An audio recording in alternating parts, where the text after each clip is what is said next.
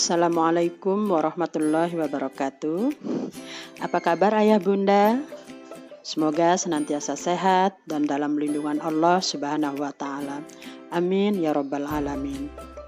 Baik, sebelum kami mengulas tentang program-program yang ada di TKIT Lebak Kecil, pertama-tama kita panjatkan terlebih dahulu puji dan syukur kehadirat Allah Subhanahu wa Ta'ala yang telah memberikan begitu banyak nikmat kepada kita semua, termasuk nikmat kesabaran, sehingga kita bisa menghadapi masa pandemi ini dengan lapang dada, ikhlas, dan senantiasa berhusnuzon atau berprasangka baik kepada Allah, bahwa banyak hikmah yang bisa kita ambil dari kondisi saat ini.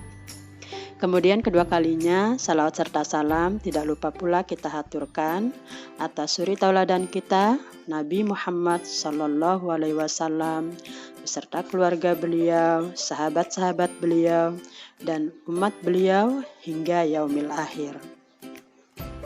Baik ayah bunda, kami dari bidang kurikulum TKIT Lebak Kecil akan mengulas tentang program yang ada di TKIT. Seharusnya kita memang ada pertemuan ya untuk membahas ini, yang biasa kami singkat dengan POMG atau pertemuan orang tua murid dan guru. Hanya dapat kami informasikan bahwa dari Dinas Pendidikan masih belum mengizinkan untuk adanya tatap muka. Dan kita masih menunggu sampai adanya pengumuman resmi dari Dinas Pendidikan. Jadi kita masih harus bersabar ya bunda. Baiklah, di antara beberapa program TKIT yang bisa kami sampaikan pada tahun ajaran ini adalah yang pertama tahfidz Al-Quran, yaitu hafalan Al-Quran.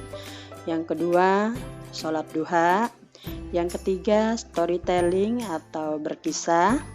Yang keempat outing class, ya ada agenda keluar edukatif.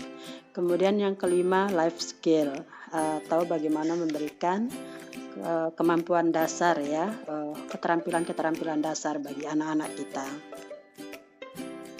Program pertama yang bisa kami sampaikan yaitu program tahfidz Al-Quran atau hafalan Al-Quran. Tujuan diadakan tahfidz atau hafalan Al-Quran adalah untuk mendekatkan anak-anak dengan Al-Quran. Bagaimana agar anak-anak kita senang dan semangat berinteraksi dengan Al-Quran. Alhamdulillah di TKIT Lebak Kecil kami menggunakan metode quantum memory, yaitu kami mentalaki atau membacakan Al-Qurannya terlebih dahulu kepada anak-anak, kemudian anak-anak mengikuti sampai mereka hafal dengan baik. Nah, di samping itu salah satu yang kami lakukan adalah ini membiasakan anak-anak untuk tampil di atas panggung. Mereka menghafal surat yang sudah mereka kuasai. Alhamdulillah anak-anak begitu bersemangat dan berlomba-lomba untuk tampil di atas panggung. Baik, siap tampil anak-anak Bu Guru? Kita tunggu ya penampilannya.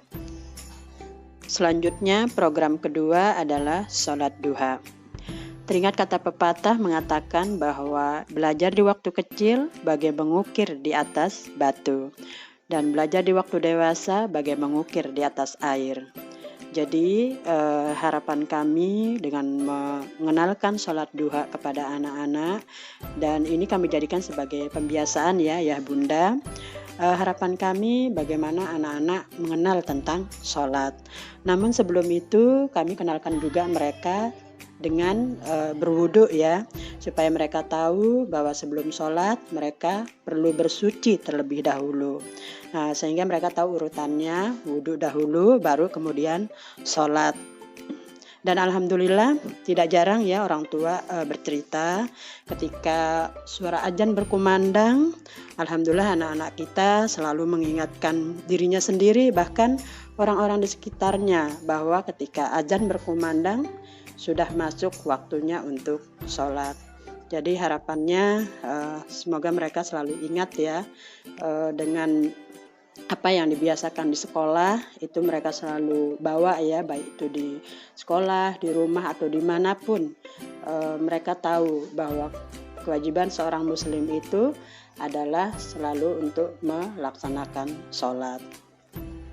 Program yang ketiga adalah storytelling. Kami melihat bahwa manfaat dari storytelling atau berkisah itu cukup banyak ya Bunda.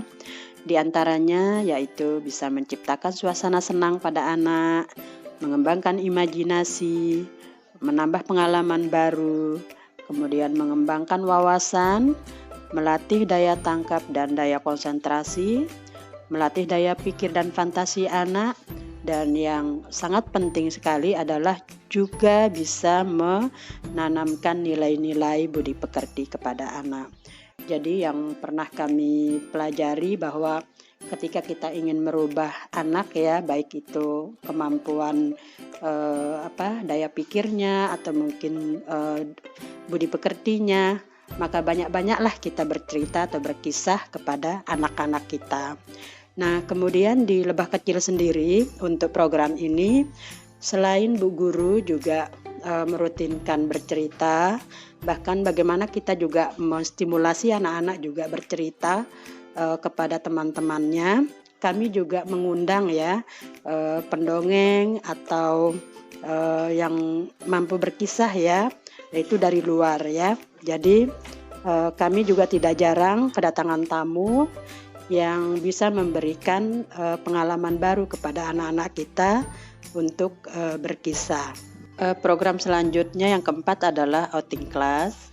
Nah, ini adalah kegiatan yang sangat ditunggu-tunggu ya oleh anak-anak kita yang kadang biasanya datang agak siang, jadi lebih rajin ya, datang lebih awal seperti itu. Ya, karena ini memang kegiatan yang cukup menyenangkan ya, karena mereka akan keluar ya, agenda keluar edukatif, di mana mereka di luar itu akan bertemu banyak hal ya, pengalaman-pengalaman baru, bertemu dengan orang-orang baru. Artinya ini satu pengalaman yang cukup berkesan ya bagi anak-anak kita. Nah, seperti yang kami pelajari bahwa ketika sesuatu itu berkesan, baik itu atau kenangan ya, kenangan yang baik atau kenangan yang buruk, biasanya akan terekam dengan sangat baik di bawah sadar anak kita. Nah, jadi harapannya dengan outing kelas ini ya, memberikan pengalaman-pengalaman baru dan kesan-kesan menyenangkan bagi anak-anak kita di luar sana, akan selalu mereka ingat ya dari saat ini sampai mereka dewasa nanti. Program yang terakhir yang kelima yaitu life skill. Jadi di mana kita memberikan keterampilan dasar ya kepada anak-anak kita. Nah, di TKIT Lebah Kecil yang sebelumnya sering kami laksanakan adalah lebih sering cooking class ya, karena ini memang request anak-anak juga.